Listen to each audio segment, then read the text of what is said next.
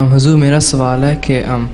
جب جو نجاشی تھا حبشہ کا بادشاہ، جب اس کی وفات ہوئی تھی تو حضرت صلی اللہ علیہ وسلم نے اس کا جنازہ غائب پڑھایا تھا،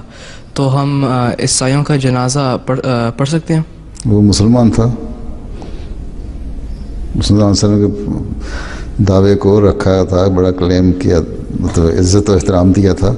دل میں سے اس کو تھا۔ وسلم کو تو اللہ تعالیٰ نے بتا دیا تھا نا، یہ کوئی اطلاع تو نہیں آئی تھی، کوئی ٹیلی گراف یا ٹیکسٹ اور ٹیلی فون سسٹم تو نہیں تھا نا جو نجاشی کی وفات کی اطلاع مل گئی ہو۔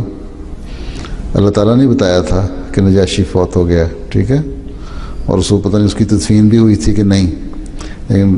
اس لیے اللہ تعالیٰ نے بتایا تھا کہ اللہ تعالیٰ کی نظر میں پسندیدہ تھا، اور یقیناً دل میں وہ آن وسلم پہ ایمان لایا ہوا تھا، ٹھیک ہے، اور وہ مومنین میں سے تھا، اس لیے اس کا جنازہ پڑھا دیا۔ ٹھیک ہے، عیسائی تمہیں کہتے کہ میں تمہارا جنازہ پڑھو، ٹھیک ہے۔ ہاں، اگر کوئی مسلمان جس نے حضرت مسیح علیہ السلام کو بھی نہیں مانا ہوا، اگر وہ فوت ہو جاتا ہے اور اس کا جنازہ پڑھنے والا کوئی نہیں ہے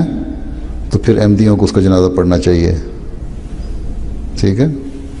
کیونکہ حضرت صلی اللہ علیہ وسلم پہ ایمان لانے والا، کلمہ طیبہ پڑھنے والا کوئی شخص بغیر جنازے کے تدفین نہیں ہونا چاہیے۔ اگر احمدی کو پتہ لگے تو یہ ہمارا اخلاقی فرض ہے،